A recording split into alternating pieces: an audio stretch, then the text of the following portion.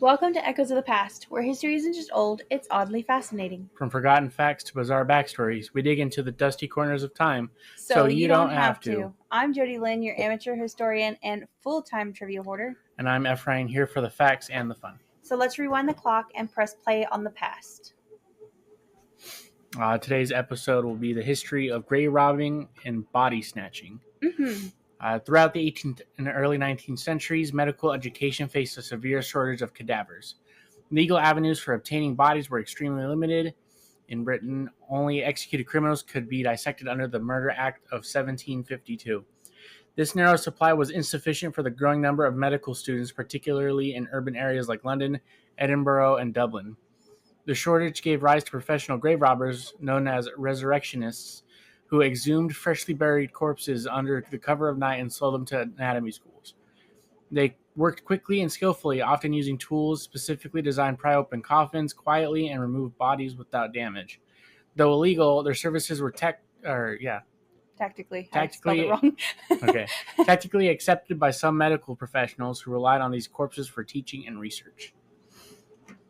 I do want to put in really quick, there was a serial killing group of like 5 people, I think, at one point, who were doing this in a hotel or a brothel, I think, technically, in the late 1700s, early 1800s, who amassed quite a body count from doing this. Yeah. Grave robbing was not only a legal and moral gray area, it was physically dangerous and socially feared. Families employed watchmen, heavy iron coffins, chains, or even guard dogs to protect graves in some areas. Cemeteries were fortified with walls, spikes, or pits to deter resurrectionists. Popular culture quickly picked up on these fears, with newspapers reporting shocking tales of grave robbers and literature often depicting their nocturnal exploits. Some resurrectionists were organized into extensive networks supplying multiple medical schools and anatomy theaters, while others operated opportunistically, motivated solely by profit. The trade became a clandestine profession, as skilled resurrectionists could make a lucrative living by exploiting the high demand for cadavers. While most resurrectionists relied on exhuming graves, a few turned to murder to supply bodies. William Burke and William Hare, operating in Edinburgh in the 1820s, became infamous for their method of burking, suffocating victims to preserve the body for anatomical study. Yeah, them too. Roughly a year, they killed at least 16 individuals and sold the corpses to Dr. Robert Knox, a prominent anatomist.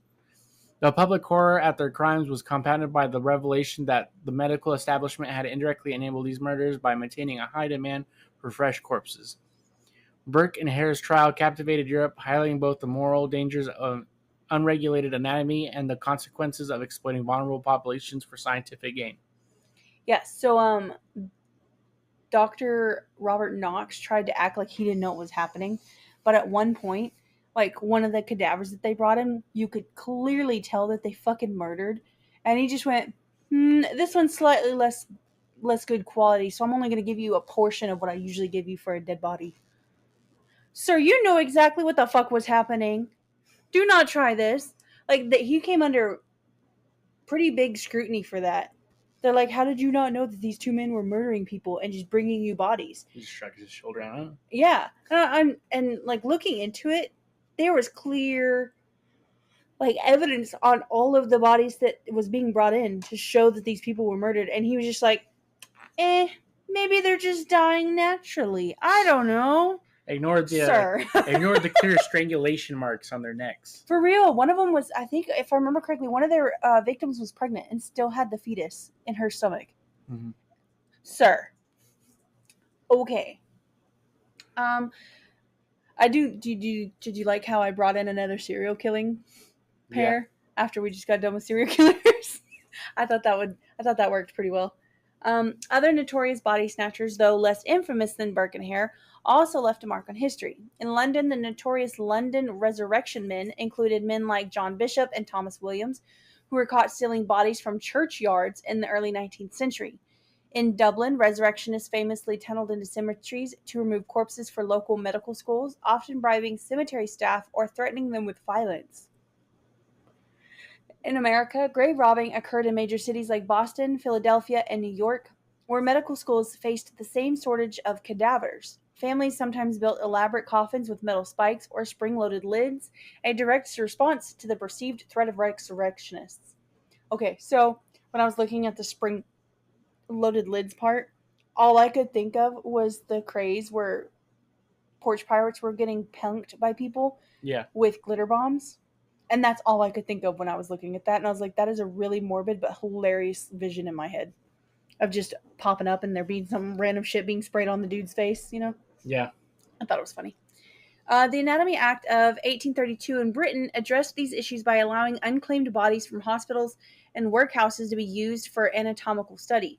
While this did reduce grave robbing, it also reflected a societal compromise. The bodies of the poorest citizens became the primary resource for medical education. Even after legal reforms, medical schools sometimes engaged in ethically questionable practices, such as disinterring recently buried bodies under clandestine arrangements or conducting controversial experiments on unclaimed corpses. The fascination with grave robbing extended beyond Europe, though.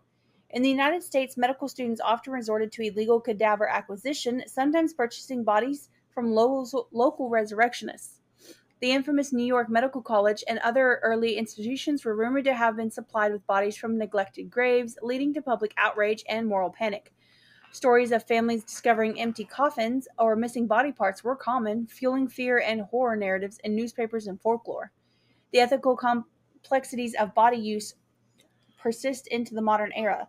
Today, organ shortages remain a pressing problem. Thousands of patients die each year awaiting transplants. Controversially, there are documented instances in which critically ill patients are allowed to die to preserve organs for donation, raising difficult moral questions. Body donation programs, while legal and regulated, sometimes result in donated cadavers being used for purposes beyond medical education. Some have been used for testing military equipment, chemical or nuclear warfare simulations, experimental surgical techniques, or even cosmetic and product testing. Reports of bodies being mishandled, left to decompose in unsanitary conditions, or exploited by unethical morticians reveal a contemporary echo of the moral tensions faced by 18th and 19th century societies. Did you see ever about that story where this guy was upset that he donated his mom's body for science, but it somehow ended up with the military and they blew it up with a bunch of C4? Mm-hmm. Um, there was a listener story on Morbid that talked about how in her little bitty town of somewhere up north, I want to say Indiana, but I'm probably wrong. Basically, her little sleepy town had a mummy that a mortician uh, did. He made a mummy out of somebody by sticking them in the closet and letting them just sit in there. And then it became like this sideshow thing for their entire town. Like every festival or whatever, the mortician would just bring them out, dress them up, and just let them be out for everybody to see. What the fuck? Mm-hmm. And then when he sold the business, somebody got it and they finally put it to rest. Mm-hmm. That's wild. Mm-hmm. I mean, think about it. Every year in the news, we hear about another raid going on at a funeral home or whatever, where they've just got a ton of bodies that they should not have, just sitting in pieces or full bodies, just sitting there doing absolutely nothing. Like, what are y'all doing? What are y'all Not their doing out job, here? apparently. Apparently not. Even today, the historical stories of grave robbing and resurrectionists continue to influence popular culture. Burke and Hare have been depicted in films, literature, and songs, while folklore surrounding secretive grave robbers has persisted for centuries. Tales of booby-trapped coffins, body-selling scams, and early experiments in human anatomy highlight the lengths to which humans have gone to satisfy curiosity, scientific ambition, or financial gain. Understanding this history illuminates the ethical dilemmas inherent to the study of human bodies and emphasizes society's ongoing struggle to balance respect for the dead with the advancement of medicine and science. In the end, the history of grave robbing and body snatching serves as a mirror reflecting both our fascination with death and the moral responsibilities that come with scientific progress. From shadowy resurrectionists to infamous murders like Burke and Hare to the complex ethical questions surrounding modern organ donation and cadaver use, these stories reveal that persistent tension between necessity, curiosity, and morality. They remind us that even in the pursuit of knowledge, human life and dignity cannot be taken lightly, and that the treatment of the dead often speaks volumes about society of the living. Okay, so let's ask your opinion on this. What is your opinion on what happens to our bodies after we're dead? We've already gone through the funeral. We've done all that stuff for the family to kind of say goodbye, whatever. What is your opinion on what should happen morally, in your opinion, to the dead body? Do you think it should just be laid to rest and ignored for the rest of time, essentially? Or do you think it should be used to further our medical knowledge? I mean, I don't know how much more we could figure out in the human body, but, you know. I think they should have a choice, I guess. Maybe not like, maybe close to when they're near the end of their life, you can ask them, hey, do you want to be your body donated for science, or do you just want to be, cremated or buried? Yeah. Whatever they prefer.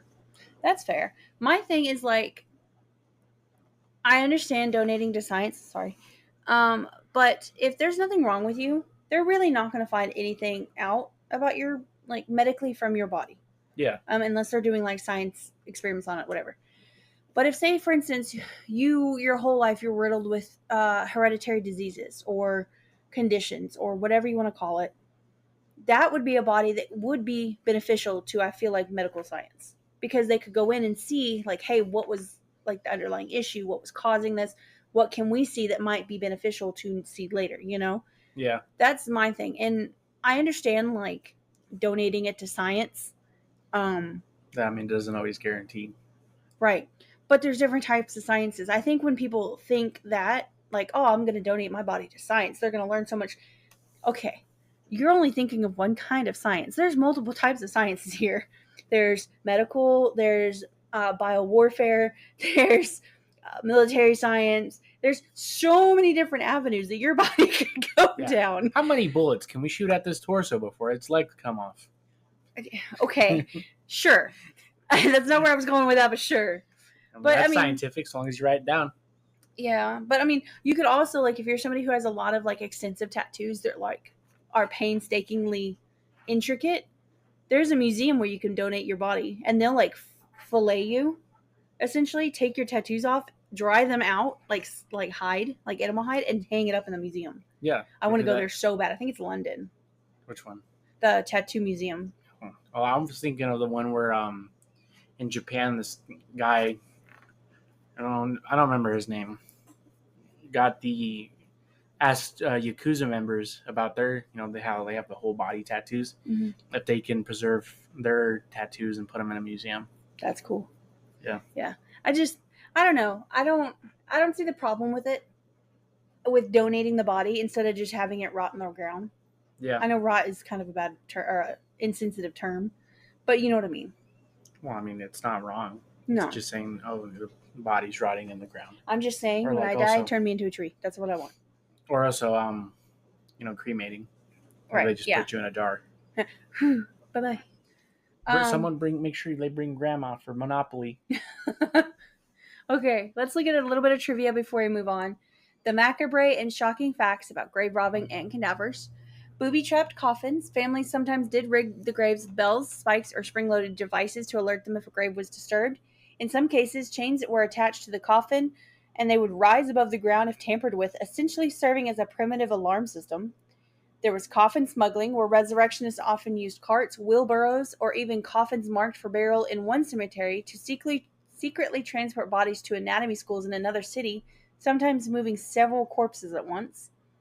There was body part theft, where some resurrectionists didn't steal entire bodies. They would only steal fingers, skulls, or other parts, and were occasionally removed and sold individually to collectors, early scientists, or phrenologists who believed the skull could reveal personality traits, which is funny enough brought up in Django, where he was talking about the black man slaves had 3 dots or 2 dots in the back of their skulls. Yeah. And he hardcore believed that. Then there was the medical school scandals. In the early 1800s, some anatomy schools displayed corpses in public lectures. Students sometimes engaged in pranks or stunts with cadavers, such as dressing them in wigs, painting them, or posing them in unnatural positions, both to study anatomy and for dark amusement. Alrighty. Global practices of grave robbing was not limited to just Europe and the United States. In parts of China during the Qing dynasty, I think, body snatching was a concern because families wanted to protect their ancestors' graves for spiritual reasons. Similar practices occurred in other cultures where burial and ancestor reverence were central.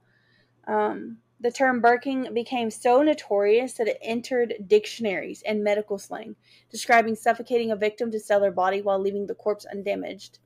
And then in the 20th century, donated bodies were sometimes used in nuclear bomb testing, chemical warfare experiments, and even automotive crash tests, long before modern ethical oversight. Some bodies were preserved in ways intended for repeated use in testing, blurring the line between medical science and exploitation. Pop culture, films and TV. Burke and Hare from movies, TV shows. Films and TV, same Okay. thing. Burke and Hare, 1972 and 2010. Both films dramatize the infamous Scottish murders and explore the intersection of anatomy, greed, and murder. We should look up the 2010 one. The Body Snatcher, based on Robert Louis Stevenson's story. This film portrays resurrectionists supplying medical schools with suspense and moral horror. Night of the Living Dead from 1968. While fictional zombies, the film's narrative echoes historical fascination with corpses rising from graves and a modern cultural spin on grave robbing fears. And Penny Dreadful and similar horror stories often include resurrectionist themes, combining Victorian Gothic horror with historical references. I do want to add in two more movies. There's Repo the Genetic Opera, and I think it's just called Repo. Both of which also go into the grave robbing thing and the organ stealing thing, which is really good movies, by the way, if you haven't watched them. Books and literature. Robert Louis Stevenson's short story, The Body Snatcher, from 1884, explores the psychological horror and moral implications of grave robbing. Mary Shelley's Frankenstein, 1818, reflects contemporary fears about the sourcing of bodies for scientific experimentation, hinting at grave robbing's cultural resonance. And Bram Stoker and Gothic novels often include grave robbing as a motif, linking it to moral corruption, horror, and social critique. Then there is a horror movie called Jane Doe, where a father and son go to dissect a corpse. It kind of reminds me. It's not really implied that it was a grave robbed corpse, but you probably could tell. But maybe, and they try to dissect it, but all these crazy things start happening while they do it. I've never seen it. I've never seen it, but I've seen a review on it, and it looks like a good movie. We can add that to our list. Let's look at video games. Of course, games like Assassin's Creed, certain titles incorporate body snatching and graveyard looting as historical mechanics, emphasizing stealth and secrecy, reminiscent of resurrectionist activities. Survival horror games such as Resident Evil use themes of corpse reanimation, often drawing on historical anxiety about desecration.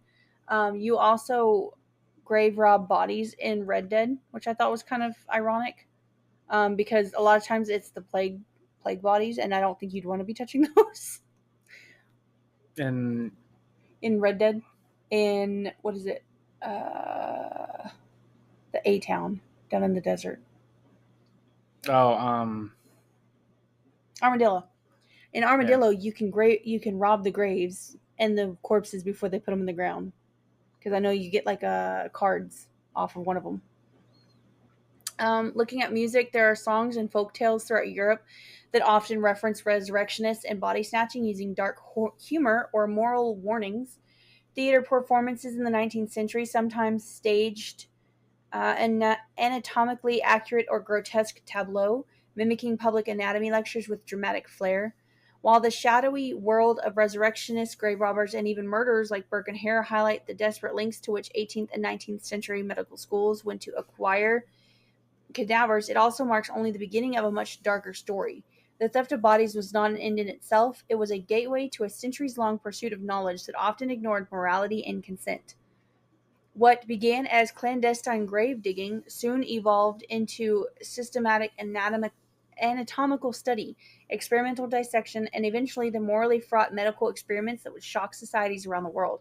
To truly understand the human obsession with learning from death and the ethical compromises it inspires, we must look beyond the cemeteries and into the very halls of medical science, where curiosity and ambition often collided with humanity. The dark history of anatomy and medical experiments. The study of human anatomy has long been essential to the advancement of medicine, but historically, the quest for knowledge often collided with morality, legality, and basic human decency. From the earliest dissections in Renaissance Europe to the infamous medical experience of the 20th century, history reveals a pattern of ethical compromise in pursuit of scientific understanding. Much like the grave robbing and body snatching discussed in our previous episode, anatomy and experimentation thrived on the exploitation of the dead, the vulnerable, and those society has marginalized. The origins of anatomical study are deeply entwined with social taboos and fear. Ancient Greek physicians such as Hippocrates relied primarily on observation and animal dissection, as human dissections was culturally forbidden. Galen, the Roman physician whose work dominated medicine for over a millennium, also relied heavily on animals, often extrapolating incorrectly to human anatomy. It also was not until the Renaissance in cities like Padua and Bologna, sure, that the first I'm gonna murder these goddamn cats. That the first systematic human dissections were performed. Andreas Vesalius, author of De Humani Corpus Fabrica in 1543, revolutionized anatomy by correcting centuries of misconceptions. Vesalius and other anatomists often relied on the bodies of executed criminals for study, highlighting early tension between law, morality, and medical necessity. Public dissections were sometimes theatrical affairs, drawing large crowds who came not only to learn but to be entertained by the spectacle of death. By the 18th and 19th centuries, medical schools faced a severe shortage of cadavers. The supply of executed criminals' bodies was far too limited to train the growing numbers of surgeons and physicians, especially in urban centers like Edinburgh, London, and Dublin and Boston. This shortage created a demand for bodies that could not legally be met, leading to the rise of resurrectionists, professional grave robbers who exhumed recently buried corpses for sale to anatomy schools. These men often worked at night using special. Is this repeating or is it still? It's talking about the same stuff, so that we can lead into the anatomy schools. These men often worked at night, utilizing special tools and to open coffins quietly while transporting bodies to nearby anatomy theaters. In some extreme cases, like William and Burke and Hare in the 1820s, Edinburgh turned to murder to meet demand, suffocating victims in a method that became known as burking to sell bodies to prominent anatomists. Okay, so yeah, like I was saying to him, what he was asking. So I wanted to bring this back just because we're doing two pieces of an episode put together this time because they kind of correlate. So I wanted to bring that back before we go into this section about the medical schools. Medical students and anatomists sometimes engaged in ethically questionable behavior beyond mere procurement. Corpses were sometimes manipulated, posed, or altered for study, occasionally as pranks or demonstrations during lectures. Dissection halls could be sites of both education and grotesque spectacle. Cadavers were preserved in alcohol or wax for repeated use. Anatomical models were created from body parts, and students sometimes experimented on parts of bodies in ways that would be considered horrifying today. The poor, prisoners, and the mentally ill were disproportionately used in these practices, often without consent or recognition of their humanity. In the 19th and early 20th centuries, we also saw the darker evolution of human experimentation. In the United States, infamous cases such as the Tuskegee syphilis study from 1932 to 1972 involved observing untreated syphilis in black men without informed consent. Prisoners, institutionalized individuals, and marginalized populations were frequently subjected to experiments without ethical oversight. Nazi Germany's human experimentation during World War II, of course testing hypothermia, altitude, sterilization, and chemical warfare, represents the most extreme example of state-sanctioned medical atrocities. These experiments not only killed or maimed countless individuals, but also forced the world to confront the absolute necessity of ethical guidelines in human experimentation. In response to such abuses, formal ethical standards were established. The Nuremberg trials in 1947 introduced the Nuremberg Code, setting forth principles of voluntary consent and minimizing harm in medical research. Later, the Declaration of Helsinki in 1964 and the creation of institutional review boards further codified protections for human subjects. Despite these safeguards, contemporary medicine continues to grapple with ethical gray zones. Organ shortages result in thousands of deaths annually, and controversial cases arise where critically ill patients may be allowed to die to preserve organs for transplantation. Donated bodies intended for scientific study can sometimes be repurposed for military testing, cosmetic experiments, or other ethically questionable uses. Reports exist of bodies mishandled or left to decay, reflecting that the tension between scientific progress and ethical responsibility is far from resolved. The influence of these historical places or practices permeates popular culture. Films such as The Body Snatcher and Reanimator and adaptations of Frankenstein dramatize the ethical and moral horror of dissection and human experimentation. Television shows like Hannibal and American Horror Story Asylum explore similar themes, presenting morally compromised scientists and gruesome experimentation. Literature, from Robert Louis Stevenson's The Body Snatcher to Mary Shelley's Frankenstein, often reflects also societal anxiety about the manipulation of human bodies and the consequences of unchecked curiosity. Video games such as BioShock and Outlast borrow from these historical fears, creating immersive experiences in which players confront unethical science corpses and the ramifications of human hubris. I do want to add in really quick before we move on that this also really ties into this very interesting fact about France around this time, I believe, where they would set corpses out for viewing if they didn't know who they were. Anybody could come and see them. You could just walk in and be like, oh, yeah, that's a dead body. That might be Jim from down the block. I don't know. I'm just coming to see the dead body. And they would do this for days. Also, they used to make, what are they called? Masks of the dead people. Yeah, or death masks. Yes. I don't know why that was so hard to put together. But they would make death masks of people that they didn't know, just in case, they couldn't find the body later. And I feel like that ties in with this because I don't think y'all should be putting dead bodies on viewing of just Joe Smo down the street and Mary Betty who needs some gossip for the week. So yeah, that was happening around the same time that the whole resurrectionist kind of got started. So at least they weren't that, but they were definitely being exploited.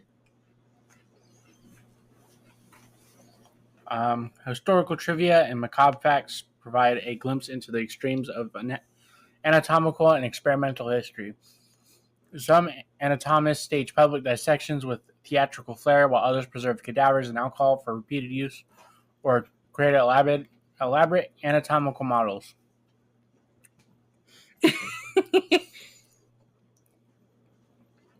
Prisoners were occasionally offered reduced sentences in exchange for donating their bodies, highlighting the intersection of coercion and consent. Even in the 20th century, donated bodies were used for nuclear testing, chemical experiments, and crash testing, echoing the historical exploitation of human remains for knowledge or profit. These stories underscore a long-standing human fascination with death and the body, often entangling with ethical compromise. The dark history of anatomy and medical experimentation serves as a mirror for human ambition, curiosity, and the ethical challenges that arise when the pursuit of knowledge clashes with morality. From Renaissance dissections to modern organ ethics, history reveals reoccurring tensions between scientific progress and the respect for human life. By examining this history, we gain insight into how far medicine has come, the lessons learned from past abuses, and the ongoing need to balance curiosity with compassion, legality, and ethics. Understanding these stories encourage reflection not only to the scientific achievements of the past, but also the moral responsibilities that continue to shape medical practice today. So, before we get into the last little bit of this, what is your opinion on the medical experimentations of the dead? Ignore him over there. I'm trying. I mean, it's better the dead than the living, but still. Yeah, but I think, depending on what they're looking for, I guess, and like how much use they can get out of a body That's fair. for whatever they're looking at. But at the same time, you can also only do so much with a dead body compared to a living person. That is true. But So, it's apparently very morally, it's even more morally wrong to experiment on the living than it is the dead, which I get, whatever. What is your opinion on the whole Nazi experimentation? Because you and I have talked about that quite a bit. I mean, they've They did yeah, a lot of it was bad, but they also came out with a lot of stuff that we still use today. Believe it or not, guys, the Nazis, yeah, they did a lot of bad things, but they also invented a lot of things we use today. So when you're over here protesting about the stupid shit, just remember the Nazis made Fanta and Volkswagen, and people still drive those and drink it. And Bear. And Bear. The medical people. Bear was them. So Bear was bad. Anyways, that's not the point. What else do you have to say about this episode? Because you and I have talked about this a little bit, the grave robbing and stuff, and how, I don't know, just silly people were. Yeah. Do you think it's still an issue? No. I think when people think of grave robbing now, it's more just trying to find valuables on the body instead of taking the whole body with them. Do some people still take bodies for whatever they're going to do? Sure. Eat it, sell it to someone, cut it up into bits, turn it into dog food or something. I don't know. So you don't think it's really an issue? I don't think it's really that big of an issue. And plus, today with I guess maybe in like the more really rural areas, they might have to worry about it. But like in big cities, driving down in the middle of the night and you see some dude lugging a corpse behind him, you're going to be like, that guy's up to no good. He's clearly doing something, and that's not a living person. I think it has moved from grave robbing, where they're digging up the people, to them doing it before it even hits the ground. That's what I'm thinking. Like, morally bad morticians and funeral home directors and whatever the funeral people are called that aren't the directors. Yeah. I think it's more them doing it. They're waiting until after the viewing has been done and blah, blah, blah, blah, blah. And then they take whatever they can off the body and then kind of go from there. That's my opinion. Yeah. But then at that point, is it really grave robbing? You're just robbing a corpse. Yeah. See, that's where it's kind of gets into that weird gray area, It's still technically a grave. I feel like it's still technically grave robbing because they're already in the coffin. And I feel like as soon as you hit the coffin, you're in your grave. Yeah. Whether you go in the ground, you go into a cement cube, or you go into the furnace. Yeah. All right, guys. That brings us to the end of our deep dive into the macabre history of grave robbing, body snatching, and the unsettling truths about how human remains have been used throughout history. But of course, where there are graves, there are legends, which makes our next episode a perfect continuation. We'll be opening the coffin, literally and figuratively, on the dark history of vampires, from vampire coffins and ancient superstitions to their reinvention in books, films, and pop culture.